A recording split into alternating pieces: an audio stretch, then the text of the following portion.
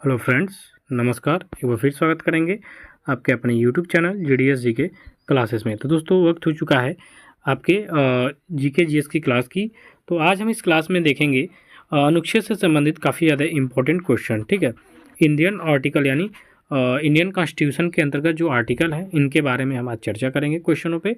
तो जो भी आप एसएससी जीडी कांस्टेबल की जो तैयारी कर रहे हैं, इनके एग्जाम में काफ़ी ज़्यादा क्वेश्चन देखने को मिल रहे हैं। हर एक शिफ्टों में 1 से 2 क्वेश्चन आर्टिकल से। तो ये जो वीडियो मैं बना रहा हूँ, इसमें आर्टिकल के काफ़ी ज़्यादा क्वेश्चन जो हैं जो आपके आने वाले एग्जाम में फंस सकते हैं। तो वीडियो के लास्ट तक बने रहिए। अच्छा लगे चैनल और वीडियो तो चैनल को सब्सक्राइब करिएगा, वीडियो को लाइक कर दीजिएगा। तो पहले क्वेश्चन को देखेंगे दोस्तों। पहले क्वेश्चन में है, वर्तमान समय में भारतीय संविधान में गणना की दृष्टि से कुल कितने अनुच्छेद और अनुसूचियाँ हैं। ये आपके एग्जाम से काफ़ी ज़्यादा इंपॉर्टेंट हो सकता है, क्योंकि ऐसे क्वेश्चन आ सकते हैं। तो इसका राइट आंसर हो जाएगा विकल्प सी कि 395 अनुच्छेद वर्तमान में है और 12 अनुसूचियाँ हैं। तो राइट आंसर इसका हम सी कर देंगे। ठीक है, चलिए आगे बढ़ेंगे दोस्तों। आगे के क्वेश्चन में है कि भारतीय संविधान के किन अनुच्छेदों में नागरिकता संबंधी प्रावधान है। तो नागरिकता संबंधी प्रावधान, ये क्वेश्चन आप एकदम लिख कर ले लीजिए, किसी न किसी शिफ्ट में पूछेगा। ठीक है, तो नागरिकता संबंधी प्रावधान है आपके किस अनुच्छेद में। तो इसका राइट आंसर हो जाएगा विकल्प ए, अनुच्छेद 5 से 11 के बीच में भारतीय नागरिकता की बात की गई है। तो राइट आंसर यहाँ पे ए करेंगे। ठीक है, चलिए अगले क्वेश्चन में है, निम्नलिखित में से किन अनुच्छेदों द्वारा भारतीय संविधान नागरिकों को मूल अधिकार निश्चितता प्रदान करता है। तो अनुच्छेद भारतीय संविधान नागरिकों को मूल अधिकार निश्चितता प्रदान करता है। ये किस अनुच्छेद में बात की गई है दोस्तों। तो ये 12 से 35 के बीच में बात की गई है। तो राइट आंसर इसका विकल्प सी हो जाएगा। ऐसे क्वेश्चन काफ़ी ज़्यादा आ रहे हैं। ठीक है, ऐसे क्वेश्चन काफ़ी ज़्यादा एसएससी जीडी के क्वेश्चन में आ रहे हैं, तो आप ऐसे क्वेश्चन देख के जाएंगे। अगला क्वेश्चन है कि भारत के संविधान का निम्नलिखित में से कौन सा अनुच्छेद अस्पृश्यता का उन्मूलन करता है तथा किसी भी रूप में इसके आचरण का निषेध करता है। इसको हम वेरी वेरी इंपॉर्टेंट की लिस्ट में करेंगे और इसका राइट आंसर हम कर देंगे अनुच्छेद 17 को। ठीक है, अनुच्छेद जो 17 है ये आपके अस्पृश्यता का उन्मूलन करता है तथा किसी भी रूप में इसके आचरण का निषेध करता है। ठीक है, तो अस्पृश्यता का उन्मूलन जब भी आ जाए तो आप अनुच्छेद 17 को क्या करेंगे, टिक कर देंगे। ठीक है, अनुच्छेद 17 अस्पृश्यता का उन्मूलन तथा इसके आचरण का निषेध।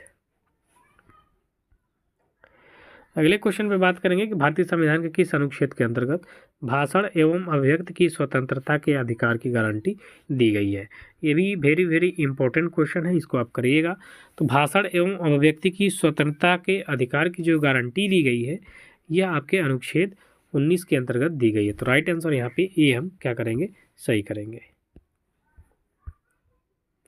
अगले क्वेश्चन में पूछा गया है कि मौलिक अधिकार के अंतर्गत कौन सा अनुच्छेद बच्चों के शोषण से संबंधित है। मौलिक अधिकार से कल से ही क्वेश्चन लगातार आ रहे हैं दोस्तों, अब ये क्वेश्चन आना बाकी है, ये भी आपके अगले शिफ्ट में आएगा ही जरूर। तो मौलिक अधिकार के अंतर्गत कौन सा अनुच्छेद बच्चों के शोषण से संबंधित है। तो इसका राइट आंसर हो जाएगा आपका अनुच्छेद 24। राइट आंसर सी करेंगे।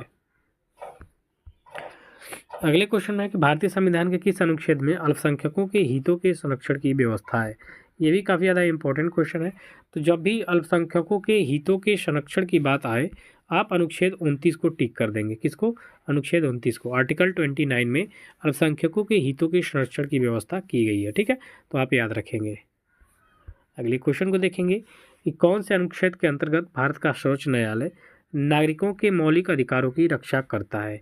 ये देखिए, मौलिक अधिकार से जो क्वेश्चन आ रहे हैं ये काफ़ी ज़्यादा इंपॉर्टेंट है और मैं ऐसे ही क्वेश्चन ढूंढ के लाया हूँ, क्योंकि ऐसे क्वेश्चन आपके एग्जाम में आ सकते हैं दोस्तों एकदम 100%। तो कौन से अनुच्छेद के अंतर्गत भारत का सर्वोच्च न्यायालय नागरिकों के मौलिक अधिकारों की रक्षा करता है। तो इसका राइट आंसर हो जाएगा अनुच्छेद 32, यानी अनुच्छेद 32 जो है ये आपके जो आपका सर्वोच्च न्यायालय है नागरिकों के मौलिक अधिकारों की रक्षा करता है। अगले क्वेश्चन की तरफ चलेंगे। तो यहाँ है कि भारतीय संविधान के किस अनुच्छेद में राज्य के नीति निर्देशक तथ्यों का उल्लेख है। अब राज्य के नीति निर्देशक तथ्यों का उल्लेख, ये भी काफ़ी ज़्यादा इंपॉर्टेंट क्वेश्चन है, आपके एग्जाम में आ सकता है। तो इसका राइट आंसर हो जाएगा अनुच्छेद 36 से 51 जो है ये आपके राज्य के नीति निर्देशक तत्वों का उल्लेख करता है। अगले क्वेश्चन को देखेंगे, भारतीय संविधान के अंतर्गत कल्याणकारी राज्य की अवधारणा निम्नलिखित में से किस अनुच्छेद में वर्णित है। तो कल्याणकारी, ठीक है, राज्य की अवधारणा की बात करेंगे तो ये जिस अनुच्छेद में वर्णित है वो आपका अनुच्छेद क्या हो जाएगा, आपका देखिए काफ़ी ज़्यादा इंपॉर्टेंट क्वेश्चन है ये। तो इसका राइट आंसर हो जाएगा आर्टिकल 39 यानी अनुच्छेद 39। ठीक है, 39 में क्या है, कल्याणकारी राज्य की अवधारणा है। ठीक है, अगला क्वेश्चन है कि भारतीय संविधान का कौन सा अनुच्छेद राज्य सरकारों को ग्राम पंचायतों के गठन का निर्देश देता है। ये आपका कई बार एग्जाम में पूछा हुआ क्वेश्चन है। तो ग्राम पंचायतों के गठन से जब भी अनुच्छेद पूछे तो आप अनुच्छेद 40 को सही कर दीजिएगा। तो यहाँ आर्टिकल 40 हो जाएगा आपका अनुच्छेद 40 विकल्प डी। अगले क्वेश्चन में है कि 42वें संविधान संशोधन द्वारा संविधान के किस अनुच्छेद में मौलिक कर्तव्यों को जोड़ा गया। अभी क्वेश्चन नहीं पूछा गया, लेकिन अगले शिफ्ट में ये क्वेश्चन आ जाएगा। ठीक है, 100% एकदम ये समझ लीजिए कि बहु क्वेश्चन फंसने वाले हैं आपके शिफ्ट में। अब जो नहीं वीडियो देख के जाएगा वो भाई उसकी गलती है। अब देख के जाइएगा तो एकदम पक्का कह रहे हैं कि इसमें से क्वेश्चन फंसेगा, और जो नहीं देख के जा रहे हैं भाई अपनी हाल जानिए। ठीक है, तो 42वें संशोधन द्वारा संविधान के किस अनुच्छेद में मौलिक कर्तव्यों को जोड़ा गया है। तो जोड़ा गया आपके अनुच्छेद 51 के ए में। ठीक है, आर्टिकल 51 के ए में, 51 के ए में ये जोड़ा गया है। तो राइट आंसर इसका बी हो जाएगा। अगला क्वेश्चन है कि संविधान के किस अनुच्छेद में उपराष्ट्रपति पद का प्रावधान किया गया है।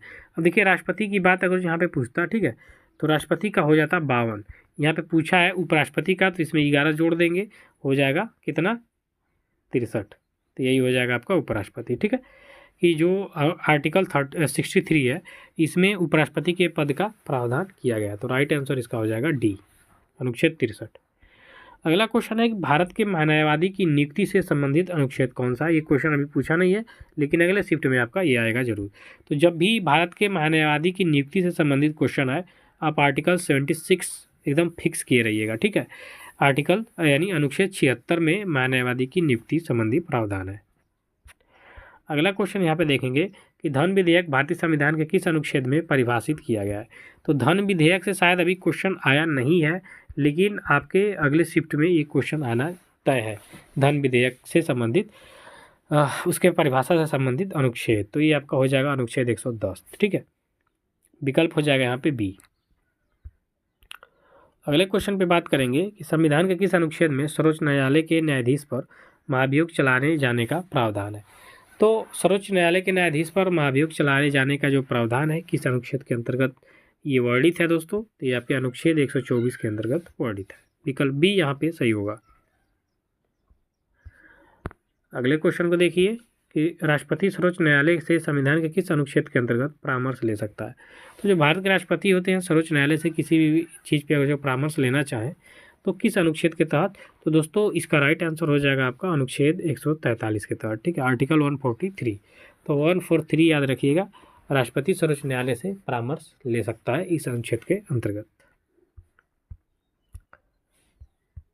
अगले क्वेश्चन में है कि संविधान किस अनुच्छेद के अंतर्गत अधीनस्थ न्यायालय या जिला न्यायालय का प्रावधान किया गया है। तो संविधान के किस अनुच्छेद के अंतर्गत जो आपका अधीनस्थ न्यायालय होता है या जिला न्यायालय होता है इसका प्रावधान किया गया है, ये आपका क्वेश्चन है और ये काफ़ी ज़्यादा इंपॉर्टेंट है। तो इसका राइट आंसर हो जाएगा आपका अनुच्छेद 233। ठीक है, अनुच्छेद 233 के अंतर्गत अधीनस्थ न्यायालय या जिला न्यायालय का प्रावधान किया गया है। अगले क्वेश्चन में देखिए किस अनुच्छेद के तहत अवशिष्ट शक्तियाँ केंद्र के पास है। ये आपका पूछा नहीं है, लेकिन अगले शिफ्ट में आएगा जरूर किसी न किसी दिन। तो अवशिष्ट शक्तियाँ केंद्र के पास है, इससे संबंधित जो आपका अनुच्छेद होगा आपका ये हो जाएगा अनुच्छेद 248। अगला है केंद्र राज्य के प्रशासनिक संबंध भारतीय संविधान के किस अनुच्छेद में वर्णित है।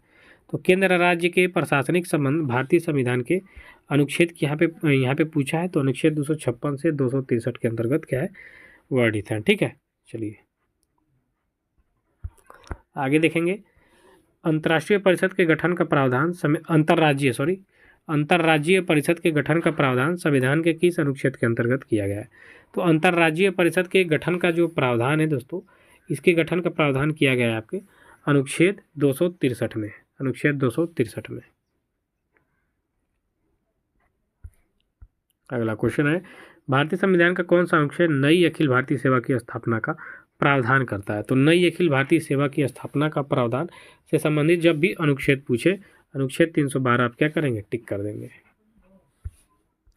अगले क्वेश्चन में है कि भारतीय संविधान के किस अनुच्छेद में निर्वाचन आयोग के लिए प्रावधान है। ये काफ़ी ज़्यादा इंपॉर्टेंट क्वेश्चन है, निर्वाचन आयोग से क्वेश्चन आ सकता है। तो जब भी निर्वाचन आयोग के लिए प्रावधान पूछे, ठीक है, तो आप विकल्प सी को चयन करेंगे। यहाँ पे लिखा है अनुच्छेद 324, तो 324 जहाँ भी लिखा होगा इसको टिक करेंगे। अगले क्वेश्चन में है इस संविधान के किस अनुच्छेद के आधार पर वित्तीय आपातकाल की घोषणा राष्ट्रपति करता है। ये आपका आपातकाल से भी क्वेश्चन नहीं आया लेकिन आएगा 352, 356 और 360। ठीक है। बाह्य आक्रामक समय आपातकाल जो लगता है, वित्तीय आपातकाल होता है, एक राष्ट्रपति शासन होता है। तो यहाँ पे पूछा गया है वित्तीय आपातकाल, तो जब भी वित्तीय आपातकाल की बात आएगी अनुच्छेद 360 वहाँ उपस्थित होगा। तो अनुच्छेद 360 क्या करेंगे आप, टिक करेंगे। ठीक है। अगले क्वेश्चन में किस अनुच्छेद के अंतर्गत संसद संविधान में संशोधन कर सकती है। तो इसका राइट आंसर हो जाएगा अनुच्छेद 368। ठीक है। चलिए, तो आज की वीडियो में बस इतना ही, मिलते हैं नेक्स्ट वीडियो में। तब तक के लिए धन्यवाद। Thank you so much.